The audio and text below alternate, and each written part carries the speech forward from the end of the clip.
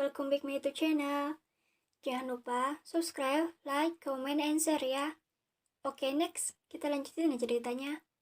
Bab 35. Keangkuhan Naya. Sesampainya Naya di kedai, ia disambut hangat oleh pemilik kedai itu.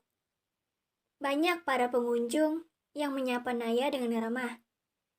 Mereka selalu membungkukkan badan sedikit saat melewati Naya. Naya yang tidak peduli, ia hanya membalas dengan tersenyum. Karena mood Naya sedang tidak baik membalas sapaan dari orang. Orang kaya begitu sopan kepada Naya saat ini. Tidak seperti dulu. Dulu, saat Naya tersenyum kepada orang-orang kaya, ia malah mendapat tatapan rendah dari mereka. Terkecuali pria-pria hidung belang yang menyukai Naya.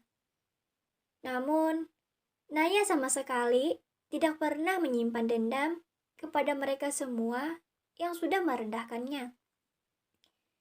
Saya sangat senang Nona berkunjung di kedai kami yang kecil ini, ucap pemilik kedai dengan merendah.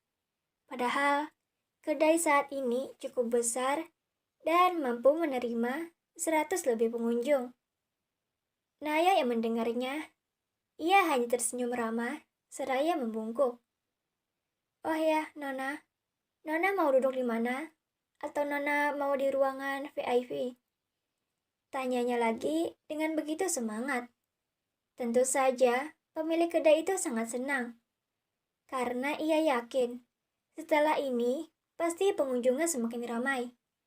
Apalagi jika ia menggunakan Naya sebagai model untuk mempromosikan kedainya. Pemilik kedai itu berniat akan meminta foto bersama Naya saat Naya menyantap hidangan yang disediakan oleh kedainya. Dan itu tentu saja akan menyebarkannya lewat media sosial supaya banyak yang melihatnya. Namun, jika Daniel mengetahui semuanya, maka itu akan menjadi bencana bagi pemilik kedai. Apalagi itu adalah niat buruk. Sebagai hukuman yang akan diterima olehnya adalah tidak diperbolehkan lagi tinggal di kompleksnya atau dihukum dengan ringan. Hukuman ringan pemilik kedai itu harus menggratiskan apa yang ia jual dalam 1 bulan. Tidak perlu repot-repot, Mbak. Saya hanya ingin duduk di luar saja, sahut Naya. 2 pengawal yang ikut bersama Naya, mereka berdua tetap setia menjaga Naya di belakang. Naya tidak merasa risih sama sekali. Ia hanya menganggap mereka berdua sebagai nyamuk. Pemilik kedai itu sedikit tercanggung. Karena ini pertama kali baginya menerima pengunjung yang kaya raya, namun hanya ingin duduk di luar. Karena di luar hanya untuk orang-orang dari kalangan bawah saja. Dan sekarang Naya menginginkan di luar. Tapi Nona, di luar kan panas. Kenapa tidak di ruang VIP saja? Tanya pemilik kedai itu, mencoba menawarkan tempat yang terbaik buat Naya. Sebab di luar hanya ada beberapa meja dan kursi. Tidak masalah, itu sudah terbiasa bagi saya. Lagi pula, saya kesini hanya ingin menikmati hidangannya, bukan tempatnya. Imbuh Naya dengan datar. Pemilik kedai itu hanya bisa meneguk air liurnya dengan kasar dan mengangguk kecil. Baik Nona, saya akan menyuruh pelayan untuk menyiapkan tempat untuk Nona di luar. Pemilik kedai membungkuk sedikit. Siapkan 3 kursi dan untuk hidangannya buat sebanyak mungkin. Naya saat ini layaknya seorang wanita yang kaya raya dengan sikap angkuhnya.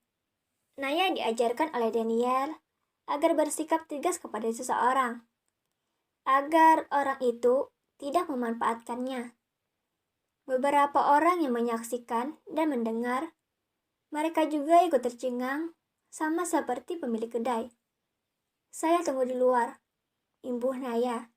Naya segera berbalik dan berjalan ke arah pintu keluar, diikuti 2 pengawalnya. Pemilik kedai Dengan cepat, menyuruh semua pelayan kedainya untuk menyiapkan semua hidangan untuk Naya santap. Sementara di tempat lain, saat ini, Dania tengah mengadakan pertemuan dengan beberapa kliennya. Mereka ingin membuat satu proyek yang besar dalam tahun ini. Dan masalah saham untuk disepakati, saham yang paling banyak tentu saja Daniel.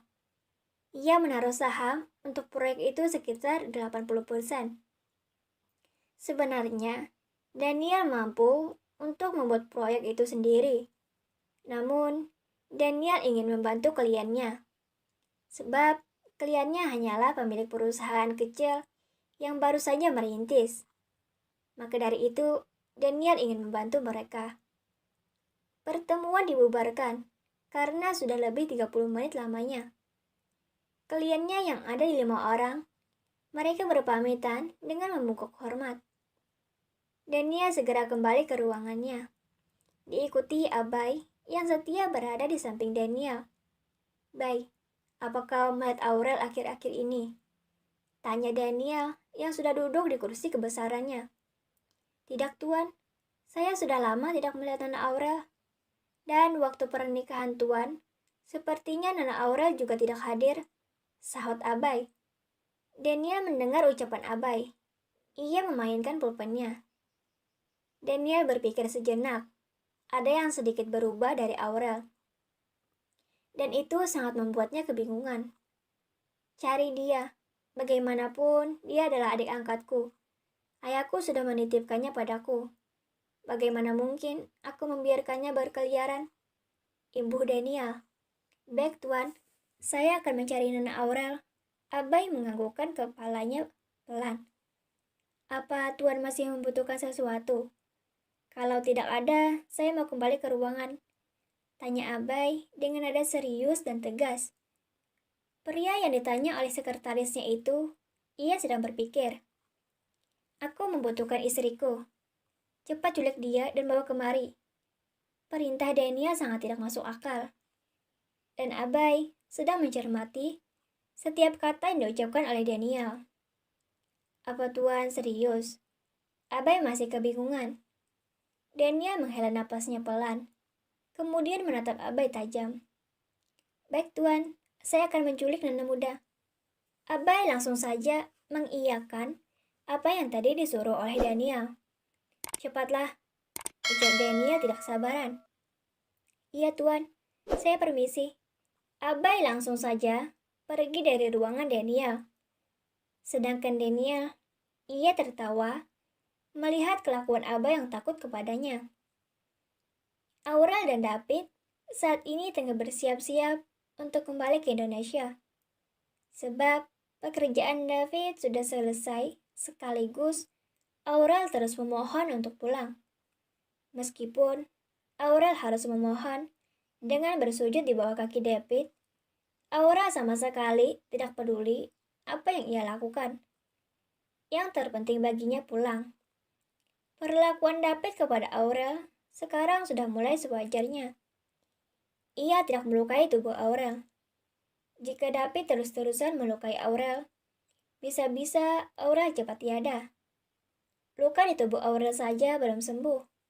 Makanya, David tidak ingin menghukum Aurel. Terima kasih. Jangan lupa subscribe, like, comment, and share ya. Dadah.